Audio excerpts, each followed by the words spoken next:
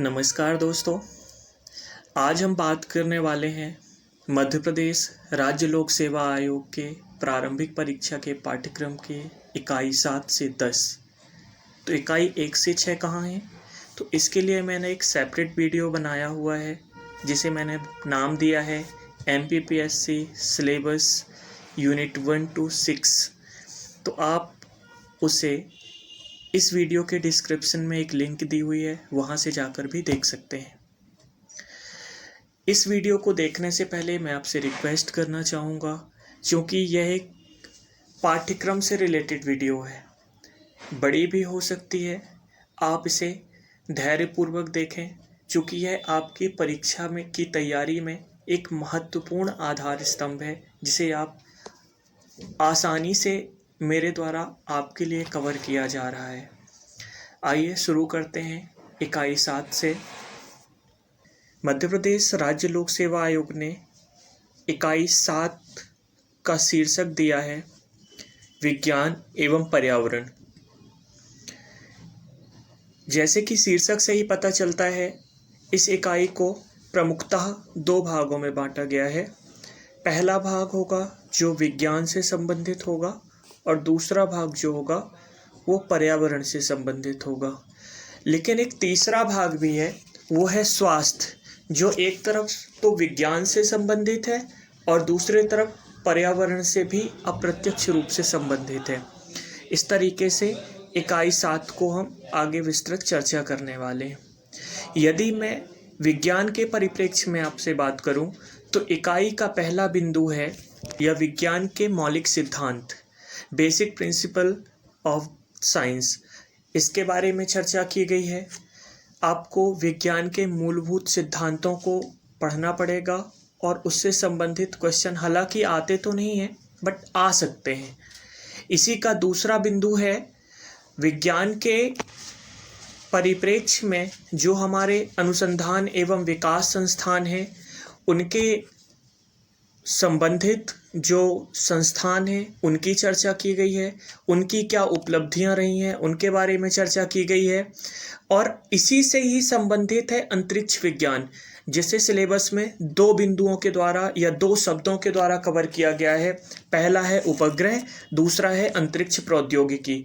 तो इस तरीके से इकाई का दूसरा बिंदु जो है वह वैज्ञानिक संस्थानों, उनकी उपलब्धियां और अंतरिक्ष विज्ञान से संबंधित है। यदि हम तीसरे बिंदु की बात, तो यह पर्यावरण से संबंधित है और इसमें लिखा हुआ है जैव प्रौद्योगिकी और पर्यावरण। तो इसमें पर्यावरण के बारे में भी चर्चा की गई है और जैव प्रौद्योगिकी बायोडायवर्सिटी के बारे में भी चर्चा की गई है। अब बायोडायवर्सिटी क्या है, जैव विविधता क्या है? तो एक ऐसा आवरण जिसमें प्राणी जगत के विभिन्न प्रजातियां सहचर्य रूप से निवास करती हैं, वह जैव विविधता है। वहाँ जीवों में विविधता पाई जाती है। ठीक है, ऐसे क्षेत्र विशेष को जैव विविधता क्षेत्र भी कहते हैं। हमारे मध्य प्रदेश में 3 जैव विविधता क्षेत्र हैं, आपको पता ही होगा। इसके अगले बिंदु में बात करें तो वह भी पर्यावरण से संबंधित है, जिसका नाम है पारिस्थितिकी तंत्र, इकोलॉजिकल सिस्टम। तो इस तरीके से पहले 2 बिंदु जो हैं वो विज्ञान से संबंधित हैं, जबकि उसके बाद के 2 बिंदु हैं वह पर्यावरण से संबंधित है। यह हमारी इकाई 7 में वर्णित है। इसके आगे यदि मैं आपसे बात करूं तो उसमें पोषण आहार और पोषक तत्व की चर्चा की गई है, न्यूट्रिशन, फूड एंड न्यूट्रिएंट्स। इसके बारे में आपको विस्तार से पढ़ना होगा। यह हमारे स्वास्थ्य से भी संबंधित है और विज्ञान से संबंधित भी है। इसके बाद आगे यदि बात करें तो स्वास्थ्य नीति और स्वास्थ्य से संबंधित कार्यक्रम जो संचालित किए जा रहे हैं उनका वर्णन किया गया है। शब्द 2 हैं, एक तो स्वास्थ्य नीति और दूसरा संबंधित कार्यक्रम। तो स्वास्थ्य नीति जो है वो मध्य प्रदेश सरकार की भी हो सकती है और भारत सरकार की भी हो सकती है। इसी तरीके से कार्यक्रम जो संचालित हो रहे हैं वो राज्य सरकार के भी हो सकते हैं और संघ या केंद्र सरकार के भी हो सकते हैं। तो हमें इस चीज़ को एक बृहद परिदृश्य में और बृहद परिप्रेक्ष्य में विस्तार से पढ़ने की ज़रूरत है। इससे क्वेश्चन सीधे सीधे पूछे जा सकते हैं। यदि मैं आगे बात करूं तो इस इकाई का एक महत्वपूर्ण बिंदु भी है जिसको सिर्फ 3 शब्दों से मानव शरीर संरचना उल्लेखित किया गया है। मानव शरीर संरचना में आपको मानव शरीर से संबंधित विभिन्न अंगों को, उनके कार्यों को, उनमें पाए और हमारे शरीर से स्रावित होने वाले विभिन्न हार्मोन्स को भी पढ़ना पड़ेगा। मतलब आप बायोलॉजी के ह्यूमन बॉडी वाले पार्ट को बहुत अच्छे से कवर करने की आपको ज़रूरत है। इसके बाद यदि आगे चलें तो 2 इम्पॉर्टेंट बिंदु आ जाते हैं। पहला खाद्य प्रसंस्करण और दूसरा कृषि उत्पादन तकनीकी। इन दोनों को भी इसमें कवर किया गया है। फूड प्रोसेसिंग आपको पता है मॉडर्न टेक्नोलॉजी है, इसको आपको बहुत अच्छे से पढ़ना पड़ेगा। इसके प्रॉफिट क्या हैं और इसके डीमेरिट्स क्या हैं, इनको भी बहुत अच्छे से तैयार करना पड़ेगा। इसके बाद एग्रीकल्चर प्रोडक्ट टेक्नोलॉजी, कृषि उत्पाद तकनीकी, ठीक है। मतलब आपको उन सारी तकनीकों का अध्ययन करना पड़ेगा जिनके माध्यम से हम या हमारे किसान इस समय कृषि कर रहे हैं देश में। और हमारे जो एग्रीकल्चर से रिलेटेड साइंटिस्ट हैं इस डिपार्टमेंट या इस फील्ड से, वो क्या नई टेक्नोलॉजी को इनोवेट कर रहे हैं, इनके बारे में भी आपको करंट के साथ पढ़ने की आवश्यकता है। यदि मैं इस इकाई के अंतिम बिंदु की बात करूं तो उसमें दिया गया है प्रदूषण, प्राकृतिक आपदा और उसका प्रबंधन। इस तरीके से आपकी इकाई 7 में विज्ञान, पर्यावरण, स्वास्थ्य, कृषि से संबंधित 2 बिंदु और अंत में प्रदूषण से संबंधित 1 बिंदु सम्मिलित किया गया है। इस इकाई के बाद हम अगली इकाई की तरफ चलते हैं। वह है इकाई 8, जिसमें वर्णित है अंतर्राष्ट्रीय एवं राष्ट्रीय समसामयिक घटनाएं। सीधा सीधा बोलूं तो सामान्य भाषा में करंट अफेयर्स। करंट अफेयर से संबंधित हमारी यूनिट है 8। इसको भी आयोग ने थोड़ा सा डिस्क्राइब किया हुआ है, जिसका पहला बिंदु है महत्वपूर्ण व्यक्तित्व और घटनाएं या महत्वपूर्ण घटनाएं और स्थान। तो आपको समय समय पर जो महत्वपूर्ण घटनाएं होती हैं, चाहे वह आर्थिक क्षेत्र से हो, चाहे प्रशासनिक क्षेत्र से हो, चाहे राजनीतिक क्षेत्र से हो, चाहे संवैधानिक विषय को लेकर के हो, आपको उन सभी घटनाओं को देखना पड़ेगा और उनसे संबंधित उन तथ्यों को पढ़ना पड़ेगा जो आपके परीक्षा से संबंधित हैं। और कौन से परीक्षा से संबंधित हैं, तो यह मैं आपको आने वाले कुछ नोटिफिकेशन के बाद बताना स्टार्ट करूंगा कि करंट अफेयर्स को आप कैसे डील करें, ताकि धीरे धीरे करके, चूँकि वह एक सतत प्रक्रिया है और आपके एग्ज़ाम के 3 चरणों में काम आने वाली है, इसलिए उसे डिटेल से समझना ज़रूरी है। इस पर हम बात करेंगे। आगे चलते हैं इस इकाई के दूसरे बिंदु की, तो उसमें उल्लेखित है भारत एवं मध्य प्रदेश की खेल संस्थाएं, खेल पुरस्कार और खेल प्रतियोगिताओं का वर्णन किया गया है। मतलब आपको तीनों चीज़ों का अध्ययन करना पड़ेगा, तीनों चीज़ों का, और हो सकता है आपको विश्व का भी करना पड़े, क्योंकि आपने 2022 का आपने प्रीलिम्स देखा होगा, उसमें गोल्डन बूट पूछ लिया था पुरस्कार। तो ये तो भारत का भी नहीं है और मध्य प्रदेश का भी नहीं है, लेकिन है तो पुरस्कार। तो आपको विश्व के भी प्रमुख पुरस्कार, प्रमुख खेल प्रतियोगिताएं देखना बहुत ज़रूरी है। यह मेरा आपको विशेष सुझाव है। आगे बढ़ें यदि हम सिलेबस की इकाई 9 की तरफ, तो इकाई 9 में वर्णित है सूचना एवं संचार प्रौद्योगिकी, इंफॉर्मेशन एंड कम्युनिकेशन टेक्नोलॉजी। यदि इस इकाई का हम विस्तार से वर्णन करें या विस्तार से इसको समझने की कोशिश करें, तो पाएंगे कि इसमें मॉडर्न टेक्नोलॉजी, चूँकि एक प्रशासनिक अधिकारी को ई गवर्नेंस के तहत टेक्नोलॉजी से विशेष जुड़ाव होना चाहिए, ताकि वह कम समय में अपनी रीच को बढ़ा सके और योजनाओं को ग्राउंड लेवल पर सटीक रूप से इम्प्लीमेंट कर सके। इसलिए इकाई 9 का विशेष उल्लेख किया गया है। इकाई 9 के यदि पहले बिंदु की बात करें तो इसमें उल्लेख है इलेक्ट्रॉनिकी, सूचना एवं संचार प्रौद्योगिकी। इलेक्ट्रॉनिकी का विकास, भारत में इलेक्ट्रॉनिक्स का विकास, भारत में इलेक्ट्रॉनिक्स से संबंधित रिसर्च इंस्टीट्यूट, उससे संबंधित स्पेशल फैक्ट्रीज, फॉर एग्ज़ाम्पल हमारे मध्य प्रदेश के भोपाल में ही भेल इस्टेब्लिश्ड है, भारत हैवी इलेक्ट्रिकल्स लिमिटेड। तो ऐसे ही कुछ इम्पॉर्टेंट इलेक्ट्रिकल से संबंधित फैक्ट्रीज़ भी हमारे देश में इस्टेब्लिश्ड हैं, उन्हें हमें पढ़ना है। वर्तमान में इलेक्ट्रॉनिक्स से रिलेटेड क्या नवीन टेक्नोलॉजी हैं, तकनीक है, उसके बारे में भी हमें ध्यान रखना होगा। यदि उसके आगे हम बात करें दूसरे पॉइंट की, तो उसमें उल्लेखित है सूचना एवं संचार प्रौद्योगिकी, जो कि इस इकाई का शीर्षक ही है। तो इन्फॉर्मेशन से रिलेटेड और कम्युनिकेशन से रिलेटेड क्या न्यू टेक्नोलॉजीज़ हैं, उनका क्या उपयोग हैं, उनके क्या मेरिट हैं, क्या डिमेरिट्स हैं, उनके सिक्योरिटी के लिए गवर्नमेंट ने कौन से रूल्स एंड रेगुलेशंस बनाए हुए हैं। तो जैसे हमारा आईटी एक्ट बना है 2000 का, तो हमें उन सारी चीज़ों को सटीक रूप से पढ़ने की ज़रूरत है, जिस अप्रोच के साथ मध्य प्रदेश राज्य लोक सेवा आयोग हमारे राज्य सेवा परीक्षा में प्रश्न पूछता है।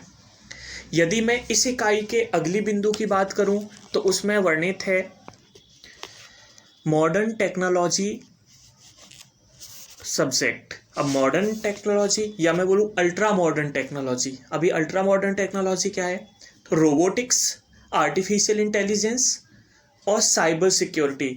मतलब ये मॉडर्न तो है ही, लेकिन इनको लगातार अपग्रेड करने का काम किया जा रहा है, अभी ये फुली अपग्रेडेड नहीं है। तो इस टेक्नोलॉजी का भी इसमें स्पेशल मेंशन है। तो हमें इसके बारे में इतनी जानकारी तो होना चाहिए कि हम इन टेक्नोलॉजी का प्रशासन के क्षेत्र में किस तरीके से उपयोग कर रहे हैं और आने वाले समय में इसका उपयोग किए जाने की संभावनाएं हैं। इसके बाद यदि मैं अगले टॉपिक की बात करूं, तो हमारा सबसे महत्वपूर्ण टॉपिक होने वाला है ई गवर्नेंस। हमारी गवर्नमेंट गवर्नेंस के लिए क्या ई प्रोसेस अपना रही है, हमें इस पर विशेष रूप से पढ़ने की आवश्यकता है। For example door step delivery of services, ये सबसे बड़ा एग्जांपल है। हमारे मध्य प्रदेश में 2010 से लागू है लोक सेवा गारंटी अधिनियम, ये भी ई गवर्नेंस का एक बहुत अच्छा एग्जांपल है। लोक सेवा केंद्रों का विकास हो रहा है हमारे यहाँ, ठीक है। हम देख पा रहे हैं कि हमारी जो राशन की उचित मूल्य की दुकान है, वहाँ बायोमेट्रिक सिस्टम लग चुके हैं अब। तो ये सब ई गवर्नेंस के ही तहत उठाए गए कुछ कदम हैं, तो हमें इन्हें बहुत अच्छे से समझने की ज़रूरत है। इसका अगला पॉइंट जो है इकाई का, वो है इंटरनेट और सोशल नेटवर्किंग साइट्स। ये दोनों अपने आप में बहुत विस्तृत सब्जेक्ट हैं, इन्हें हमें सटीक रूप से पढ़ने की ज़रूरत है, और वो भी अपने प्रीवियस ईयर क्वेश्चन पेपर पर बेस करके। इसके तहत हम देखते हैं कई बार हमसे एप्लीकेशन पूछ लिए जाते हैं, कई बार हमसे वायरस पूछ लिए जाते हैं। इन सब चीज़ों को हम आने वाले समय में भी स्पेशल वीडियोस के द्वारा आपके साथ शेयर करने वाले हैं। यदि मैं इस इकाई के अंतिम बिंदु की बात करूं, कॉमर्स का उल्लेख किया गया है। ई कॉमर्स क्या है? सामान्य जिंदगी में आजकल हमारी जनरेशन के सभी लोग बाज़ार से शॉपिंग करने के कंपेयर घर से ही बैठकर कुछ एप्लीकेशंस के माध्यम से हम अपने बिजनेसेस करते हैं, अपनी शॉपिंग करते हैं, है ना। कंज्यूमर और कंपनीज़ के बीच में ये चीज़ें चलती हैं। इसी को एप्लीकेशन बेस जो बिजनेस किए जाते हैं उनको ई कॉमर्स कहा जाता है। कॉमर्शलाइजेशन को ई बेस पर करना, इलेक्ट्रॉनिक बेस पर करना ई कॉमर्स है। तो जैसे आप सामान्य भाषा में मैं आपसे बात करूं, तो अमेज़ॉन, फ्लिपकार्ट जैसे कुछ कंपनियां हैं जो अपना मार्केट पूरा पोर्टल या एप्लीकेशंस के थ्रू चलाती हैं, यही ई कॉमर्स है। इसी को हमें डिटेल से उतना ही पढ़ना है जितना हमारे एग्ज़ाम के काम का है, ठीक है। इस तरीके से आपके मध्य प्रदेश राज्य लोक सेवा आयोग की प्रारंभिक परीक्षा के जो पाठ्यक्रम है उसकी इकाई 9 समाप्त होती है। आगे यदि मैं बात करूं आपसे, तो अंतिम इकाई और अति महत्वपूर्ण इकाई मैं बोलूं यदि, तो मध्य प्रदेश को पढ़ने के बाद यदि आपकी सबसे महत्वपूर्ण इकाई है जहाँ से ज़्यादा क्वेश्चन आपसे पूछे जाते हैं तो वो है इकाई 10। और इकाई 10 में उल्लेखित है भारत और मध्य प्रदेश, मतलब संघ और राज्य से संबंधित संवैधानिक और सांविधिक निकाय। अब संवैधानिक और सांविधिक में क्या अंतर होता है? तो यदि मैं आपको सामान्य भाषा में सिर्फ एक लाइन में दोनों का जवाब देना चाहूँ तो मैं बोल सकता हूँ कि वे संस्थान जिनका उल्लेख संविधान में किया गया है वे संवैधानिक निकाय हैं या संवैधानिक संस्थाएं हैं, और जिनकी स्थापना किसी कानून, किसी अधिनियम के माध्यम से की गई है तो वह क्या है? सांविधिक निकाय। फॉर एग्जाम्पल, महिला आयोग। महिला आयोग की स्थापना एक अधिनियम 1990 के माध्यम से की गई है, तो यह कैसा होगा? सांविधिक निकाय होगा। लेकिन मैं यदि आपसे इलेक्शन कमीशन ऑफ इंडिया या भारत निर्वाचन आयोग की बात करूं तो किया गया है, तो चूंकि इसका उल्लेख भारत के संविधान में किया गया है इसलिए यह क्या होगा? संवैधानिक निकाय होगा। तो इस तरीके से इसमें 17 संवैधानिक और सांविधिक निकायों का उल्लेख किया गया है, जिसमें से कुछ महत्वपूर्ण मैं आपके सामने रख रहा हूँ, जैसे भारत निर्वाचन आयोग, राज्य निर्वाचन आयोग, संघ लोक सेवा आयोग, राज्य लोक सेवा आयोग, भारतीय महिला सुरक्षा आयोग या महिला आयोग। इसके साथ यदि बात करें तो नियंत्रक एवं महालेखा परीक्षक। तो इस तरीके से कुछ संवैधानिक और सांविधिक निकायों का इसमें उल्लेख किया गया है। इस तरीके से आपके प्रारंभिक परीक्षा के पाठ्यक्रम की इकाई 10 का समापन होता है और आपके संपूर्ण सिलेबस के डिस्कशन की भी समाप्ति होती है। मुझे उम्मीद है दोनों भागों का डिस्कशन आपको पसंद आया होगा, और ऐसे अभ्यर्थी जिन्होंने अभी अभी परीक्षा की तैयारियां शुरू की हैं, या ऐसे लोग या ऐसे अभ्यर्थी जिन्हें अभी भी पाठ्यक्रम की पर्याप्त जानकारी नहीं है, एटलीस्ट प्रारंभिक परीक्षा का सिलेबस तो मैंने आपके साथ डिस्कस कर लिया है। आने वाले समय में मुख्य परीक्षा का सिलेबस भी कई भागों में छोटा छोटा आपके सामने प्रस्तुत करूंगा, क्योंकि वो पूरे 6 भाग हैं, और यदि मैं एक साथ उसका डिस्कस करूंगा तो लगभग 2 से ढाई घंटे की वीडियो होगी। वो समय मिलेगा तो मैं एक साथ डिस्कस कर लूँगा, अदरवाइज़ पार्ट वाइज में ज़रूर आपके सामने समय समय पर प्रस्तुत करूँगा। मुझे उम्मीद है आपको यह वीडियो बहुत पसंद आई होगी, और यदि पसंद आई होगी तो मेरा आपसे आग्रह है कि आप इसे धैर्यपूर्वक पूरा देखें, इसको शेयर करें, इस चैनल को सब्सक्राइब करें, इस वीडियो को लाइक भी करें।